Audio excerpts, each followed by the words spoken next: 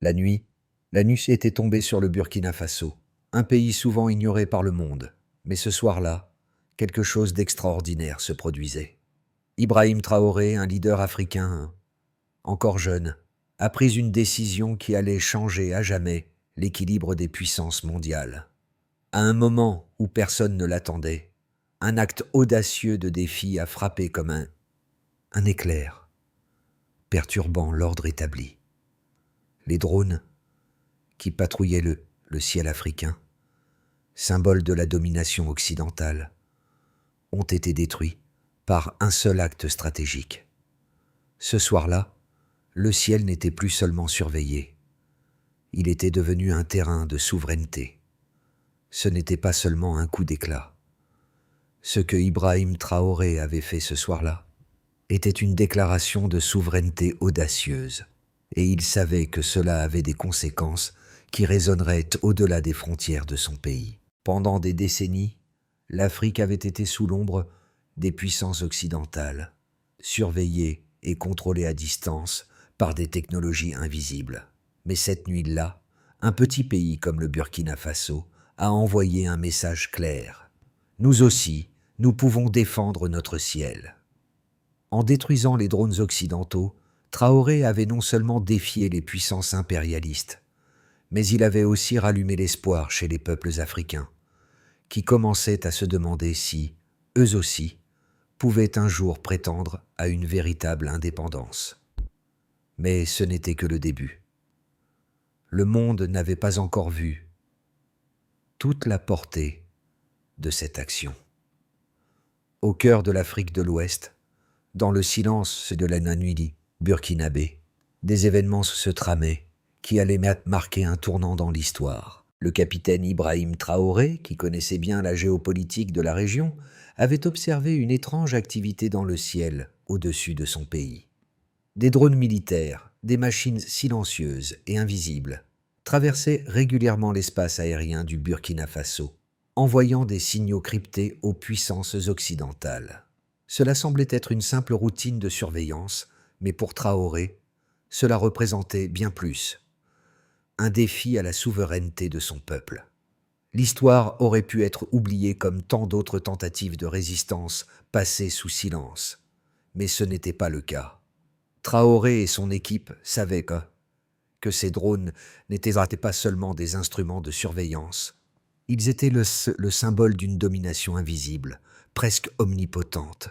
Le pays, rongé par des décennies de colonisation et de dépendance, avait maintenant l'opportunité de se réapproprier son ciel. Mais pour cela, il fallait agir avec audace.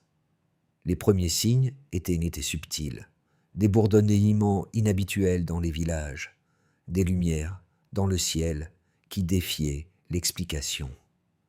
Au début, les habitants pensaient que c'étaient des phénomènes naturels, des visions d'un désert aride.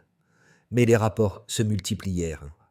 Les militaires du Sahel, eux aussi, détectaient des signes d'une présence étrangère non identifiée.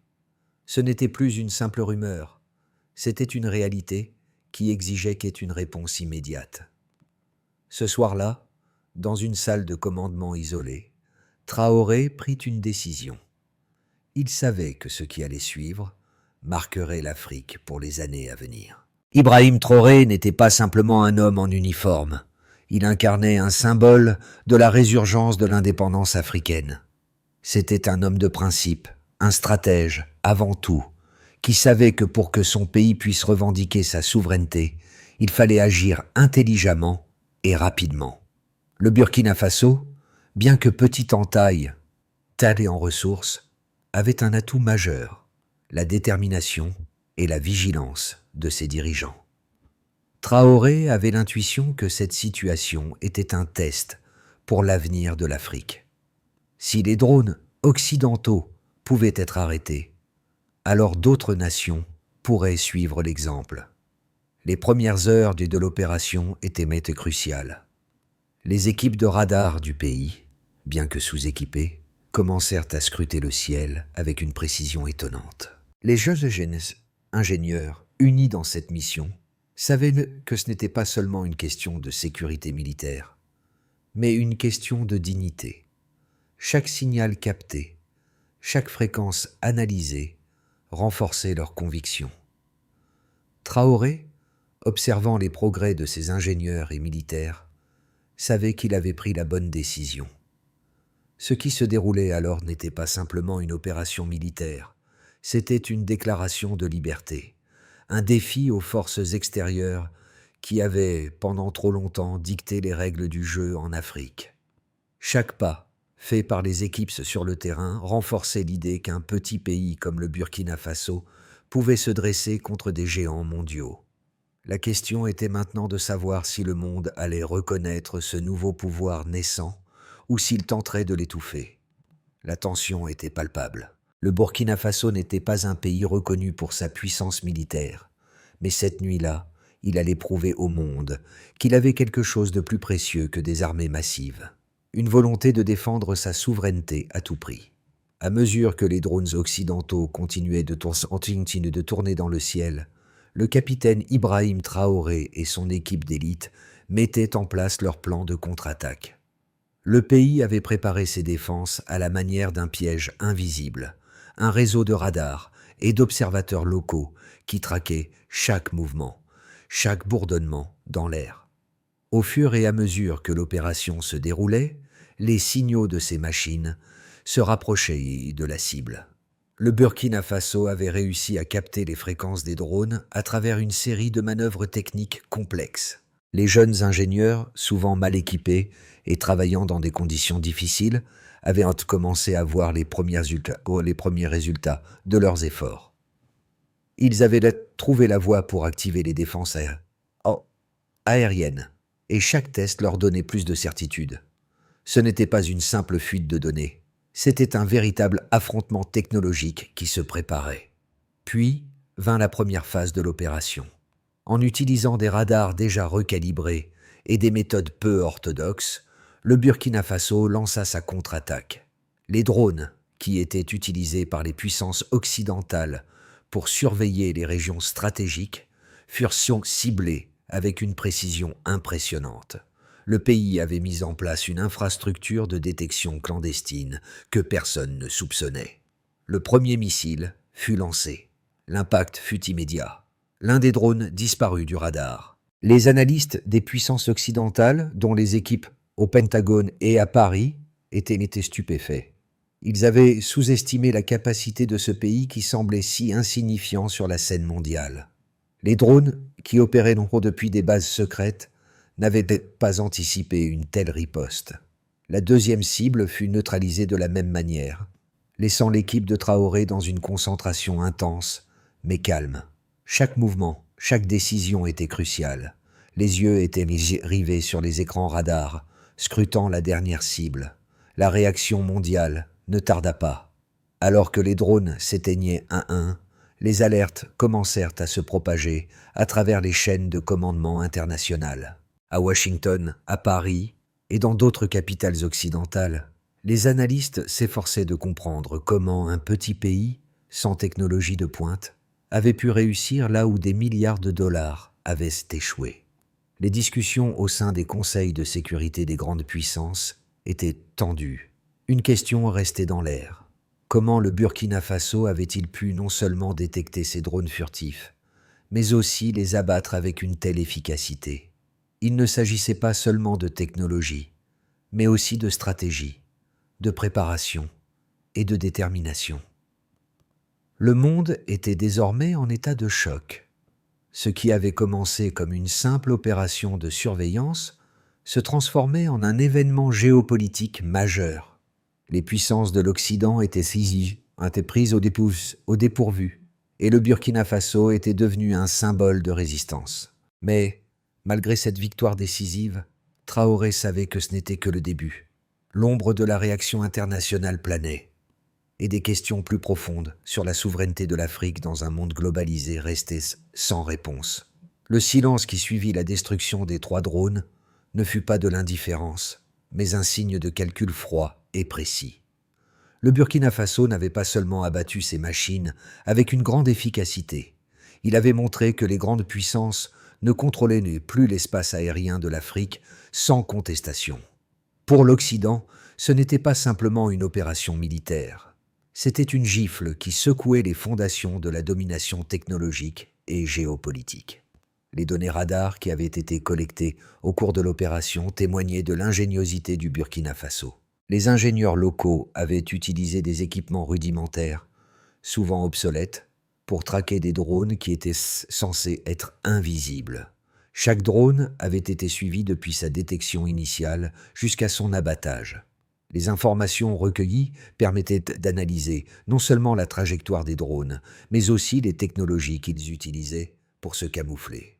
Ce n'était pas simplement un acte de défi, c'était une démonstration de la capacité du Burkina Faso à comprendre et à maîtriser la technologie militaire avancée, même sans les ressources financières et matérielles des puissances mondiales.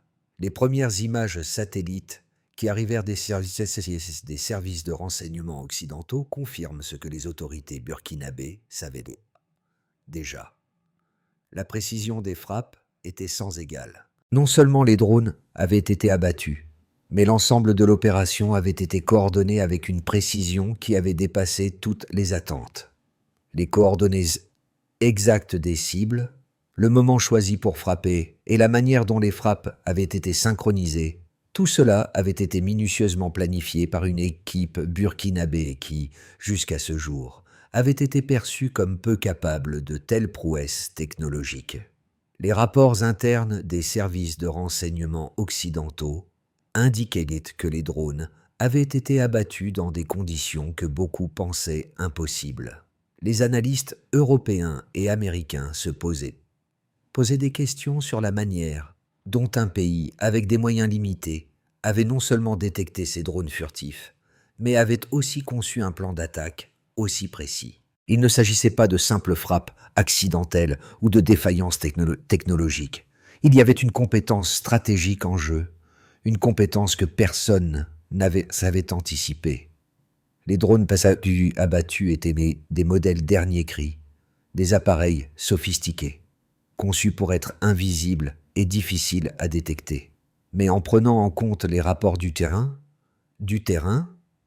les analystes militaires ont été forcés de réévaluer la puissance de l'ingéniosité burkinabé. Le Burkina Faso ne s'était pas contenté de se défendre. Il avait pris l'initiative. En utilisant des systèmes de détection locaux, recalibrés pour capter les signaux des drones, et en combinant cela avec une formation militaire bien pensée, ils avaient réussi là où des milliards de dollars en équipement militaire avaient échoué. Ce qui se produisit ensuite en Europe et aux États-Unis fut une série de réunions d'urgence dans les ministères de la Défense. Les services de renseignement ont immédiatement lancé une enquête pour déterminer si des puissances extérieures avaient aidé le Burkina Faso. Mais les premiers rapports étaient clairs. Aucune aide extérieure n'avait été détectée. Ce n'était pas un coup monté ou une opération parrainée par un autre État. C'était une victoire technologique qui venait d'un pays que le monde entier avait ignoré. Cela bouleversait les prévisions des analystes du renseignement et forçait les grandes puissances à remettre en question leur domination technologique sur le continent africain. À ce stade de l'opération, les débats internes au sein des grandes puissances mondiales se sont intensifiés. Certains analystes ont cherché à minimiser l'importance de l'événement, en suggérant que les drones abattus étaient peut-être des cibles faciles, ou qu'il y avait une explication technique qui pourrait justifier ce succès improbable. Il y avait ceux qui pensaient que le Burkina Faso avait simplement eu de la chance, et que cet incident n'était qu'une anomalie sans impact stratégique à long terme. Cependant, cette position se heurtait à une réalité bien plus complexe.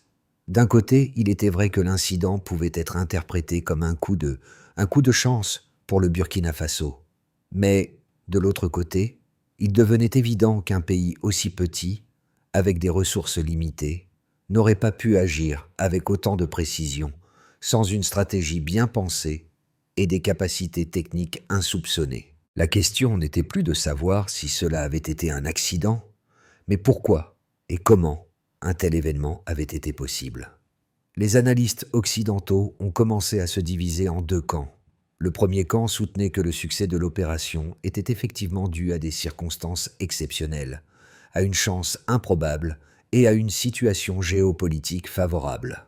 Ils affirmaient que les drones abattus ne représentaient pas une menace majeure, mais plutôt une opération de surveillance de routine. Selon cette perspective, les frappes n'étaient moins qu'un incident isolé qui ne modifierait pas fondamentalement l'équilibre des forces. Le deuxième camp, en revanche, voyait cet événement comme une véritable rupture. Non seulement le Burkina Faso avait prouvé qu'il pouvait se défendre avec des moyens modestes, mais il avait aussi déstabilisé l'idée selon laquelle des puissances extérieures pouvaient agir en toute impunité sur le sol africain.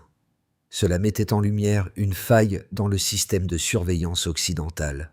Les drones, censés être des instruments de contrôle, étaient désormais des cibles vulnérables.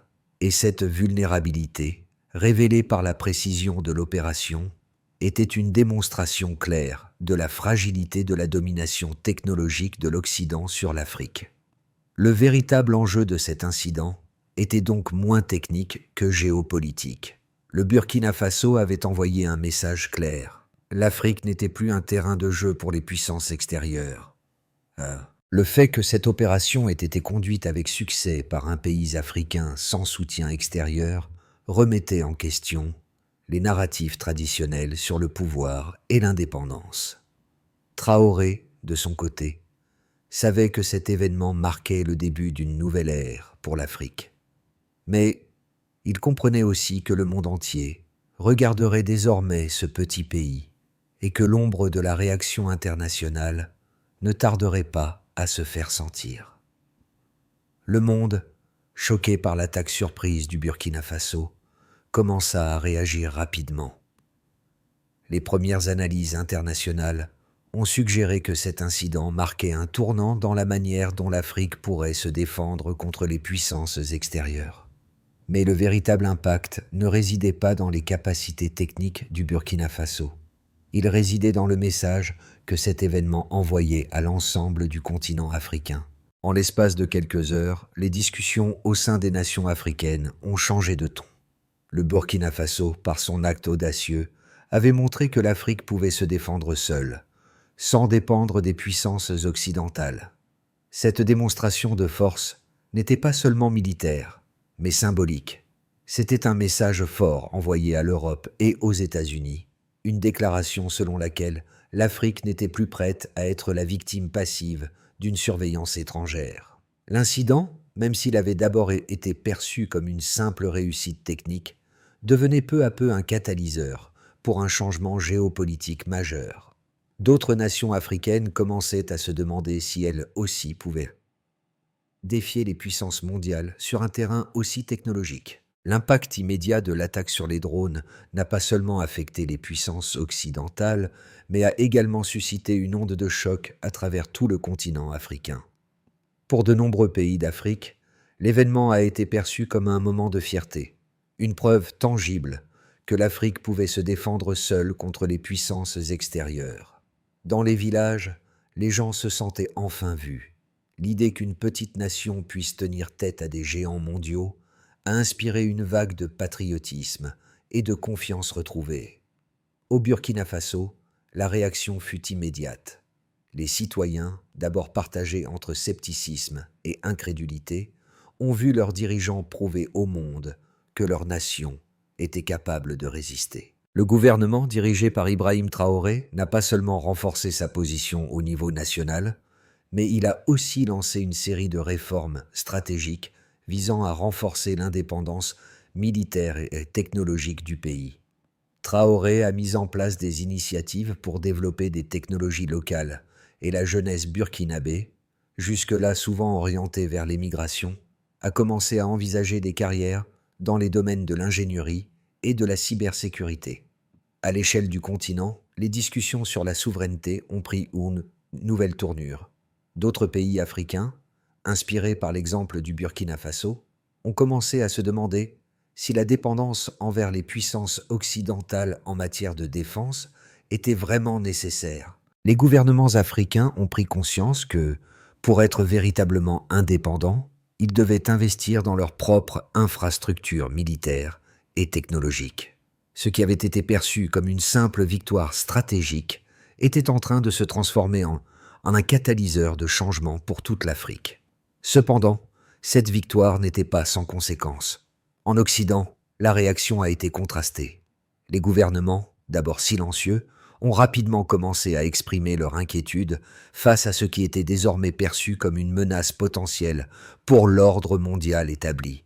Les discussions au sein des ministères de la Défense, aux États-Unis, en France et dans d'autres capitales occidentales ont évolué rapidement. Les analystes ont cherché à comprendre comment un pays aussi petit, avec des ressources limitées, avait pu briser l'une des plus grandes illusions de la domination occidentale, celle de l'invisibilité des technologies de surveillance. Les tensions ont augmenté, non seulement à cause de l'incident lui-même, mais aussi en raison des questions qu'il a soulevées sur les intentions futures du Burkina Faso et d'autres pays africains.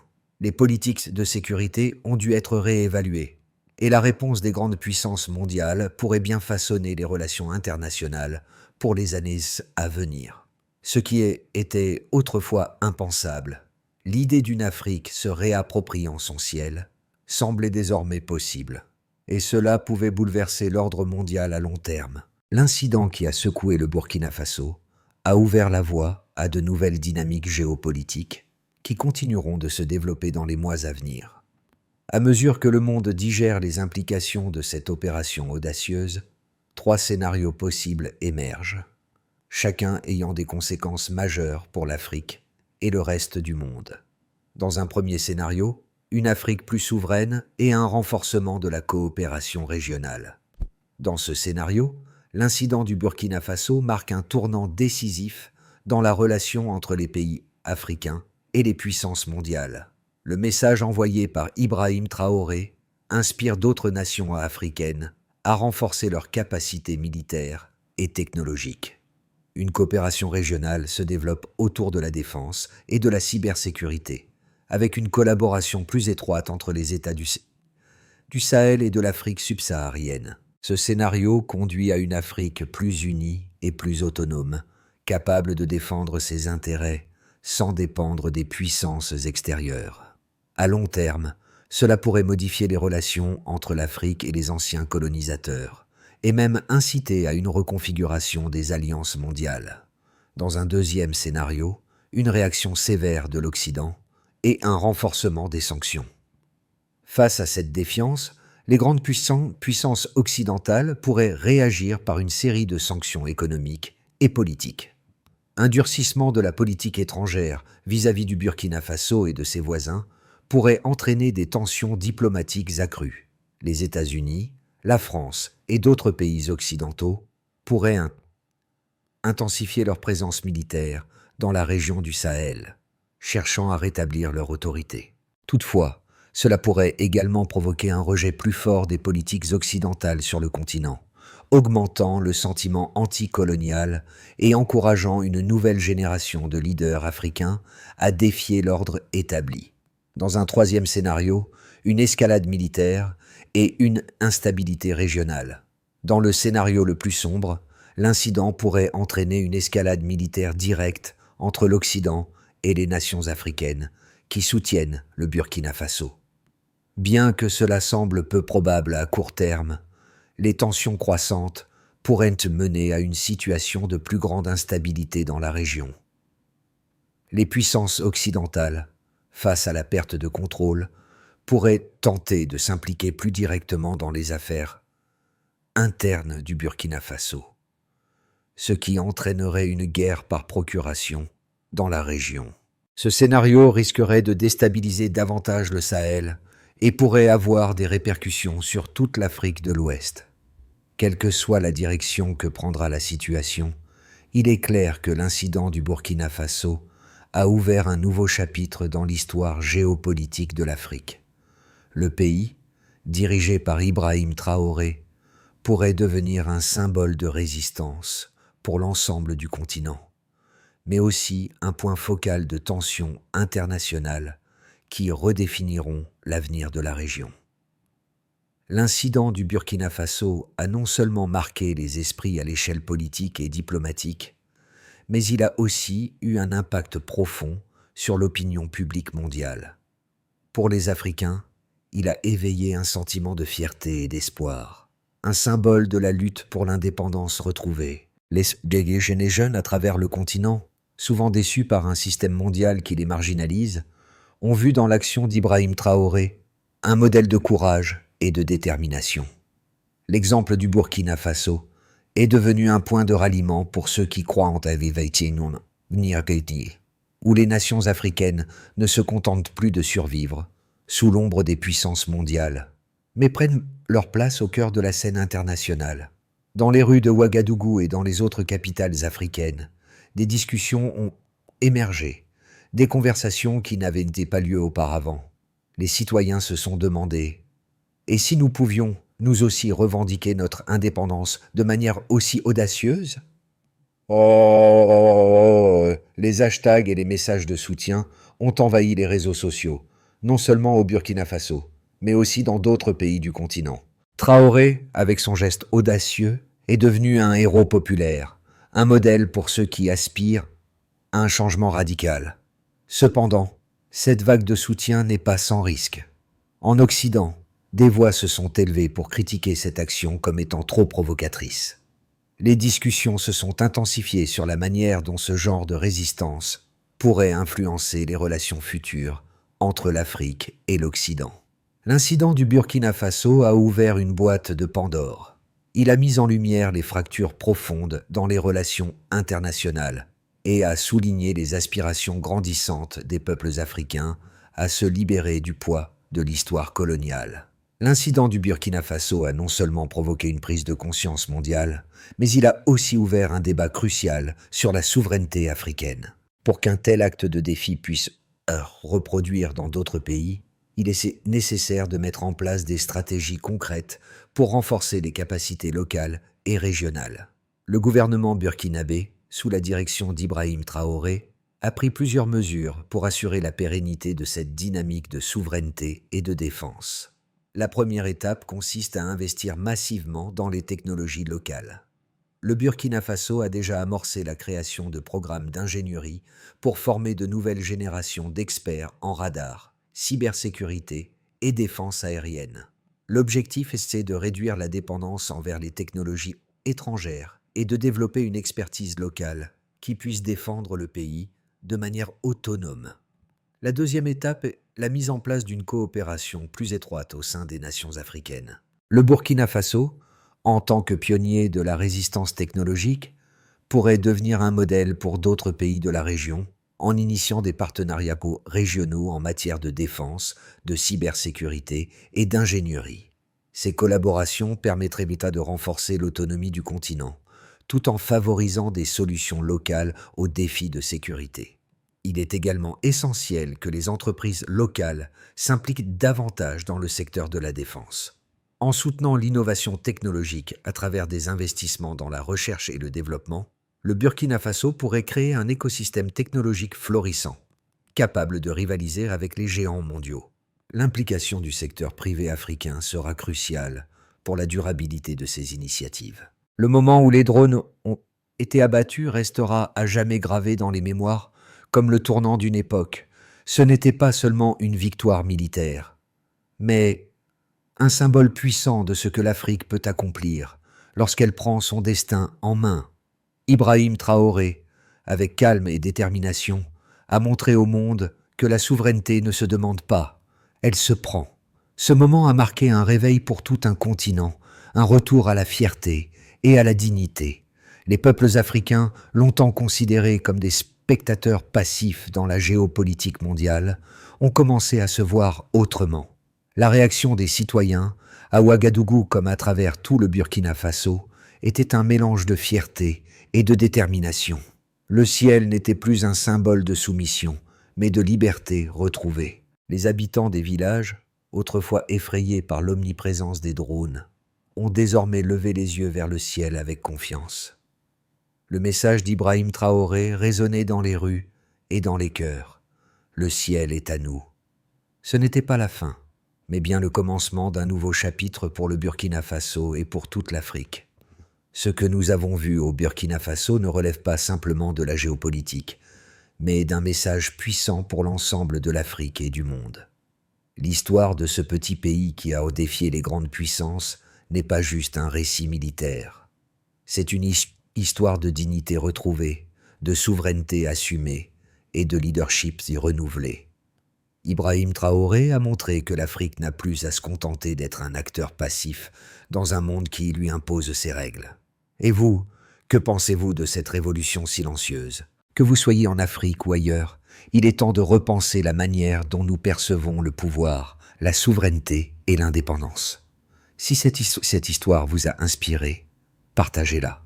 Abonnez-vous pour ne pas manquer les prochains développements de cette dynamique fascinante. Ensemble, restons vigilants et préparés, car ce qui se passe aujourd'hui au Burkina Faso pourrait bien redéfinir l'avenir du monde. Le ciel est à nous tous.